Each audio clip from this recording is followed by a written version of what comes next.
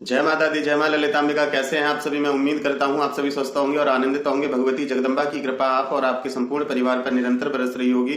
तो आज जो हम जानकारी लेके आए हैं वो इस विषय पर लेके आए हैं कि एक भाई का कमेंट आया था कि मुक्ति और मोक्ष में क्या डिफरेंस है, इनमें क्या अंतर है, क्या मुक्ति अलग है, मोक्ष अलग है। तो आज इस विषय में जानकारी लेकर आए हैं। वीडियो को अंत तक देखें। जानकारी पसंद आए तो वीडियो को एक लाइक अवश्य कर दें। कमेंट में जय माता दी लिखें। चैनल पर आप पहली बार आए हैं तो चैनल को सब्सक्राइब कर लें, क्योंकि इसी प्रकार की रोचक और ज्ञानवर्धक जानकारी मैं लेके आता रहता हूं। और व्यस्तता के कारण वीडियो नहीं आ पा रही थी, उसके लिए मैं क्षमा प्रार्थी हूं। तो वीडियो को अंत तक देखें और ध्यान से समझें। तो आइए वीडियो को शुरू करते हैं। देखिए, मोक्ष और मुक्ति, इनमें अंतर भी है और इनमें अंतर नहीं भी है। तो ऐसा क्यों? मुक्ति 5 प्रकार की होती है। वो 5 प्रकार की मुक्ति कौन कौन सी हैं? पहली मुक्ति है सालोक्य मुक्ति, दूसरी सामीप्य मुक्ति, तीसरी सारूप्य मुक्ति, चौथी सृष्टि मुक्ति, पांचवी सायुज्य मुक्ति। ये 5 प्रकार की मुक्ति हैं। अब इन मुक्तियों के बारे में हम जानते हैं और समझते हैं कि मुक्ति और मोक्ष में क्या अंतर है। देखिए, सबसे पहली जो मुक्ति है उसका नाम है सालोक्य मुक्ति।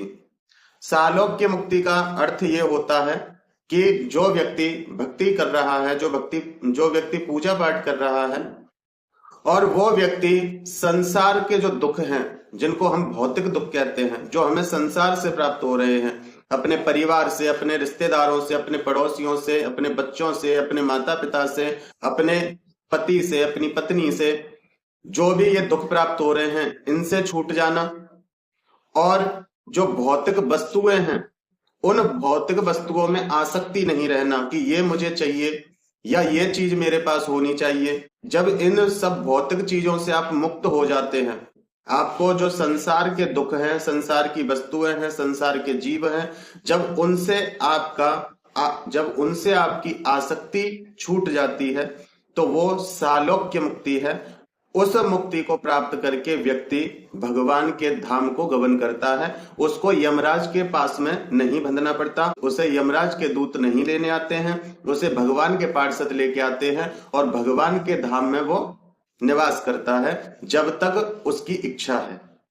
तो इसको कहते हैं सालोक्य मुक्ति, जिसमें भगवान का लोक मिल जाना। सालोक्य, भगवान के लोक की प्राप्ति हो जाना, ये सालोक्य मुक्ति है। दूसरी मुक्ति कौन सी है? दूसरी मुक्ति है सामीप्य मुक्ति।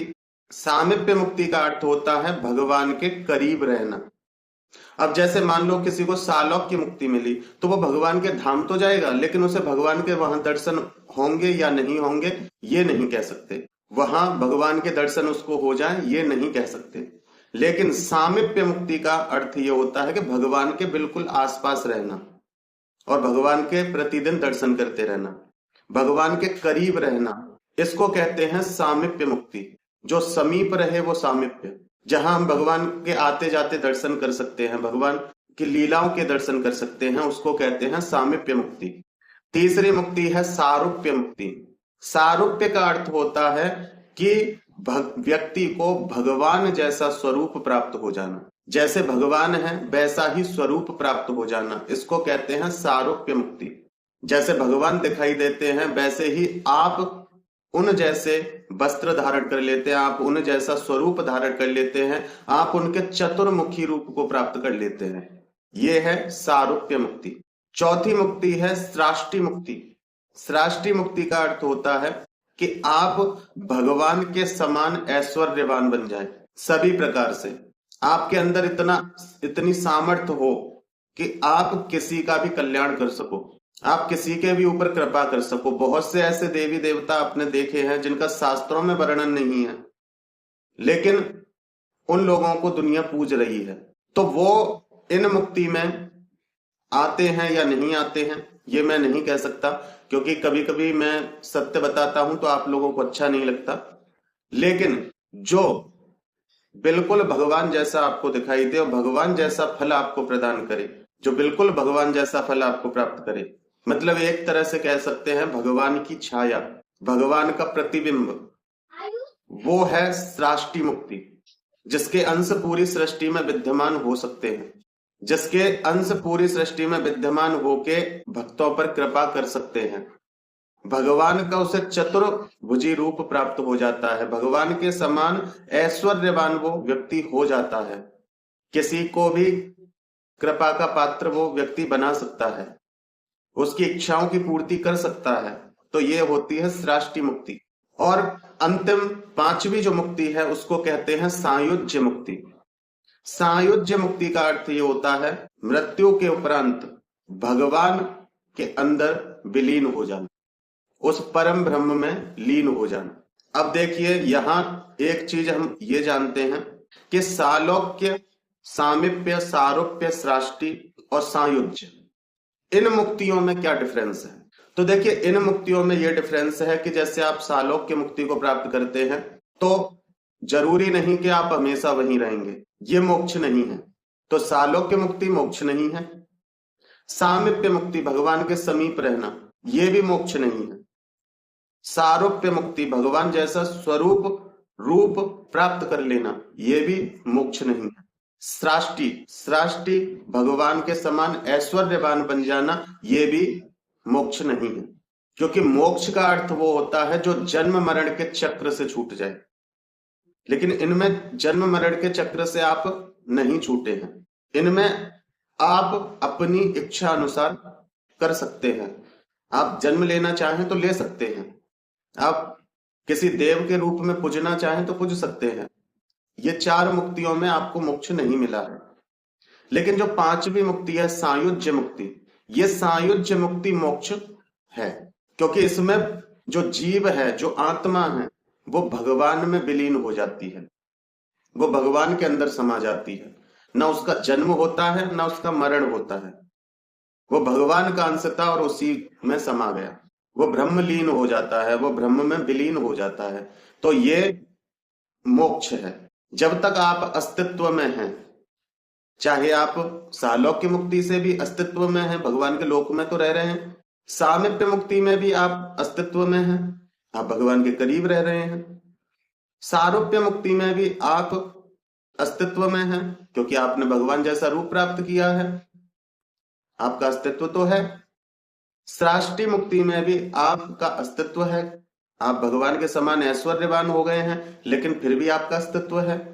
लेकिन सायुज्य मुक्ति में आप ब्रह्मलीन हो गए हैं, आप ब्रह्म में ही समा गए हैं, आपका वहां अस्तित्व ही खत्म हो जाता है। वहां आपका अस्तित्व बचा ही नहीं कि आप कोई और स्वरूप धारण कर सको, या आपको जन्म लेना पड़े या मरना पड़े।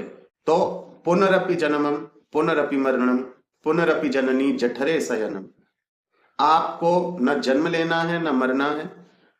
जो मां के गर्भ में पीड़ाएं मिलती हैं, आप उन पीड़ाओं से छूट जाते हैं। संसार से जो पीड़ा मिलनी है उनसे आप छूट जाते हैं। देवलोक, स्वर्गलोक, अन्य लोकों में जो भी आपको प्राप्त होना है उन चीजों से आप छूट जाते हैं। तो हर चीज से, हर बंधन से छूट जाने को मोक्ष कहा जाता है। हर चीज, हर बंधन से छूट जाने को सायुज्य मुक्ति कहा जाता है। जो अन्य चार मुक्तियां हैं इनमें आप पूर्ण रूप से नहीं छूटते हैं, मुक्त तो हो जाते हैं, इंसान की योनि से मुक्त हो जाते हैं, लेकिन ब्रह्म योनि को प्राप्त नहीं करते हैं। और जब ब्रह्म योनि को प्राप्त किया जाता है तब आप मोक्ष के अधिकारी हैं। क्योंकि सालोक्य, सामीप्य, सारूप्य, सृष्टि, इन मुक्तियों में आप किसी न किसी चीज में फंसे हैं। ये मुक्ति है, भौतिक संसार से मुक्ति है, लेकिन आपका अस्तित्व है। हो सकता है कि आप जन्म लेना चाहें, आपने जन्म लिया, फिर आपसे कर्म कुछ गलत हुए तो आपने जो मुक्ति प्राप्त भी की थी वो भी आपके हाथ से छूट जाएगी। तो इसलिए सायुज्य मुक्ति को मोक्ष कहा जाता है। जो ब्रह्म में ही लीन हो जाए, जिसका जन्म मरण का बंधन ही छूट जाए, जिसके सारे दुख सुख संताप नष्ट हो जाएं, वो प्रकट कब होगा? जब भगवान प्रकट होगा, अन्यथा वो कभी प्रकट नहीं होगा, क्योंकि वो भगवान के अंदर है। एक तरह से कह सकते हैं कि जैसे एक जीव है, वो उस जीव के अंदर भगवान विराजमान है। जब भगवान के अंदर वो जीव विराजमान हो जाता है, जैसे भगवान हम लोगों के घट में निवास करते हैं, हृदय में निवास करते हैं, लेकिन हम देख नहीं सकते, लेकिन भगवान फिर भी है, सब उनकी इच्छा मात्र से हो जाता है। उसी प्रकार से जब जीव भगवान के हृदय में निवास करने लग जाता है, जब भगवान के अंदर विलीन हो जाता है, तो वो जीव तो है लेकिन उसकी आसक्ति नहीं है किसी भी चीज में, वो पूर्ण परमात्मा का हो जाता है। जैसे समुद्र है, समुद्र में कहीं से आप एक मग पानी लेकर आए और उस समुद्र में मिला दीजिए, तो वो पूर्ण समुद्र ही कहलाएगा, ना कि ये कि समुद्र में एक मग पानी डाला था वो अलग दिखे और भगवान और वो समुद्र अलग दिखे, वो एक मग पानी अलग दिखे। ऐसा नहीं होगा, वो एक जैसा ही दिखेगा। तो इसको कहते हैं मोक्ष, भगवान में ही मिल जाना। तो भगवान से अलग वो है ही नहीं, फिर भगवान और उसमें कोई डिफरेंस ही नहीं है। सृष्टि मुक्ति तक उसमें डिफरेंस है, वो चतुर्भुजी रूप धारण करके अलग है, लेकिन वो भगवान नहीं है, वो ब्रह्म नहीं है। वो एक स्वरूप उसको प्राप्त हो गया, शक्तियां प्राप्त हो गई, उसको ऐश्वर्य प्राप्त हो गया, लेकिन जन्म मरण उसका फिर भी होगा। लेकिन सायुज्य मुक्ति में ऐसा नहीं होता है, वो भगवान ही, वो पूर्ण ब्रह्म बन जाता है, वो पूर्ण ब्रह्म है, उसको अलग नहीं किया जा सकता भगवान से, उसको कहते हैं मोक्ष। तो मेरे पास कमेंट आया था कि डिटेल में मोक्ष और मुक्ति के डिफरेंस को समझाइए, तो मैंने आपको बहुत ही सुगम और सरल तरीके से समझाने का प्रयास किया है, और मैं ये भी उम्मीद करता हूं कि आप समझ पाए होंगे। कुछ काम की व्यस्तता थी, त्योहार भी था, इस कारण से मैं वीडियो नहीं लेके आ पाया, लेकिन अब भगवती की कृपा से वीडियो आपको प्राप्त होती रहेंगी। दूसरी बात, नवरात्रों के लिए मैं दुर्गा सप्तशती का पाठ आपको बताऊंगा, और वो उसी प्रकार से आप दुर्गा सप्तशती का पाठ करना, तो आपकी जो जीवन में समस्याएं चल रही हैं वो दूर होंगी, क्योंकि सप्तशती स्वयं माँ भगवती आदि शक्ति हैं। वो 700 मंत्र नहीं, वो 700 मंत्रों में पिरोई हुई एक भगवती का वह स्वरूप है जो आपके सभी दुखों को क्षण भर में नष्ट कर देता है। और एक बात ये समझिए कि उसको दुर्गा कहा जाता है, दुर्गति नाशिनी कहा जाता है, और जिसकी रक्षका दुर्गा हो, जिसकी रक्षका भगवती आदि शक्ति हो, उसकी तीनों लोकों में कोई दुर्गति नहीं कर सकता, चाहे वो प्रेत हो, चाहे क्रिया हो, चाहे तांत्रिक हो, चाहे मांत्रिक हो, कोई भी हो, उसकी कोई भी दुर्गति नहीं कर सकता है, वो दुर्गति नाशिनी है। अरे वो तो दुष्टों के ऊपर भी कृपा कर देती है। तो इस बार जिस प्रकार से मैं आपको बताऊं उस प्रकार से आप सप्तशती का पाठ करें अपने घर में। भगवती की कृपा से आपकी 9 दिनों में जो भी समस्याएं जीवन में चल रही हैं उसमें आप स्वयं लाभ देखेंगे, आप खुद देखेंगे कि हमें कितना आराम है। क्योंकि सप्तशती का जो पाठ है वो आप कर सकते हैं, उसमें कोई परेशानी नहीं कि गुरु होना चाहिए या ये होना चाहिए या वो होना चाहिए, कुछ नहीं। आप केवल भगवती से एक बात कहो कि माँ, एक तो आप लोग कहते हो ना, तब आप लोगों के अंदर वो दर्द नहीं होता, आपके अंदर वो लालसा नहीं होती है, जबकि एक बार प्रेम से किसी भगवान को पुकारा जाए ना, वो वहां आते हैं, लेकिन आपके अंदर वो चीज नहीं होती है, वो प्रेम को पसंद करते हैं। क्योंकि कहा जाता है राम ही केवल प्रेम प्यारा, राम को केवल प्रेम प्यारा है। आप चाहे भोग लगाओ चाहे मत लगाओ, दीपक जलाओ चाहे मत जलाओ, उसको प्रेम चाहिए, क्योंकि प्रेम उसने नहीं दिया है आपको। बाकी जो भी है आपके पास वो सब उसका दिया हुआ है, आपका शरीर तक उसका दिया हुआ है। आप सोचोगे हम मंत्र जाप करें, हम ये करें वो करें, भगवान खुश हो जाएगा, नहीं होता है। शरीर भी उसी का, आत्मा भी उसी की, मन भी उसी का, तन भी उसी का, सब कुछ उसी का। आपके पास धन दौलत जो भी है सब उसी का। तो आपने अपनी तरफ से क्या दिया उन्हें? अपनी तरफ से आप प्रेम दे सकते हो। एक व्यक्ति वो है जो जिसके पास 4 दाने चीनी के भी नहीं है भोग के लिए, ढंग से भगवान की तस्वीर भी नहीं है, वो भी कहीं कहीं से छूट रही है, वो भी कहीं कहीं से धुंधली हो गई है, लेकिन फिर भी उसके ऊपर कृपा है। एक एक व्यक्ति वो है जिसने अपने मंदिर को फूलों से सजा रखा है, 56 भोग लगा रखे हैं, लेकिन फिर भी घर में कलेश हो रहा है, फिर भी भगवान खुश नहीं हो रहा है। क्यों? क्योंकि उसके अंदर दिखावा है, प्रेम नहीं। और जो जिसके पास कुछ भी नहीं है उसके अंदर एक ये भाव है कि प्रभु मेरे पास कुछ भी नहीं है, तुम्हारी तो पूजा करने वाले ऐसे ऐसे लोग हैं, मैं तो उनके चरणों की धूल भी नहीं हूं, तो मैं आपको कैसे प्रसन्न कर सकता हूं, ये भाव आ रहा है उसके अंदर। तब भगवान उसको दिखा रहे हैं कि मैं अमीरों का नहीं, मैं गरीबों का नहीं, मैं राजा का नहीं, मैं रंक का नहीं, मैं केवल उसका हूं जो मुझसे प्रेम करता है। चाहे वो रोड पे चलता हुआ व्यक्ति हो, चाहे वो मंदिर में 24 घंटे पाठ करता हुआ व्यक्ति हो, यदि उसके तो मैं उसके ऊपर कृपा कर देता हूँ। आप लोग कहते हो ना कि हमने ये पाठ कर लिया, हम इतने सालों से कर रहे हैं, हम उतने सालों से। अरे भाई, तुम एक शब्द को भी जिस दिन अपनी अंतरात्मा से भगवान से बोलोगे ना, उस दिन आपको खुद महसूस हो जाएगा कि हाँ, इस शब्द का क्या फल मिला मुझे। ठीक है, काउंटिंग पूरी मत किया करो, भाव से पुकारा करो। तो जिस प्रकार मैं बताऊं आपको, आप उस प्रकार से सप्तशती का पाठ करें। ये तो मैं आपको पूर्ण पाठ की विधि बताऊंगा अपनी अगली वीडियो में, लेकिन मैं अपना एक्सपीरियंस बता रहा हूं। मैंने तो इतना भी कुछ नहीं किया था, ये नियम वगैरह मैंने कुछ नहीं किए थे। मात्र एक पाठ करता था, मात्र एक पाठ। उस एक पाठ से जो मेरे अंदर मलिनता थी, या मेरे घर में जो भी मलिनता थी, मैंने स्वयं देखा था, मुझे स्वयं दिखाया गया था। भगवती मेरे मंदिर के पास बैठी हुई थी स्त्री के रूप में, साधारण स्त्री के रूप में मंदिर के पास बैठी हुई थी, जो मेरे घर की नेगेटिविटी थी उसको बेड़ियों में बांध के बैठी थी एक पाठ से। क्योंकि जब तक वो दर्द, वो प्रेम आपके मन में नहीं आएगा भगवान के प्रति, तो आप कितनी भी काउंटिंग पूरी करते रहो, कोई लाभ नहीं होगा।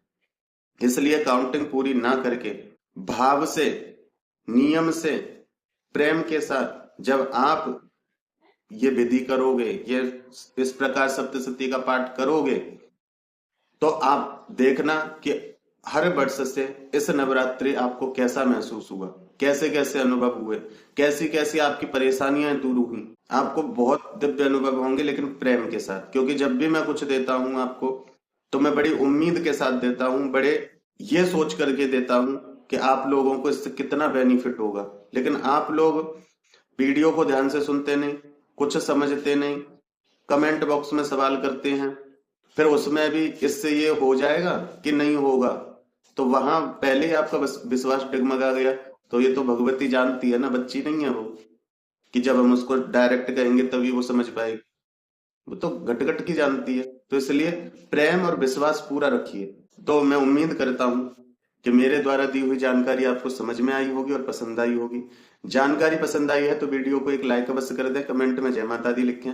चैनल पर आप पहली बार आए हैं तो चैनल को सब्सक्राइब कर लें, क्योंकि मैं इसी प्रकार की रोचक और ज्ञानवर्धक जानकारी लेके आता रहता हूं।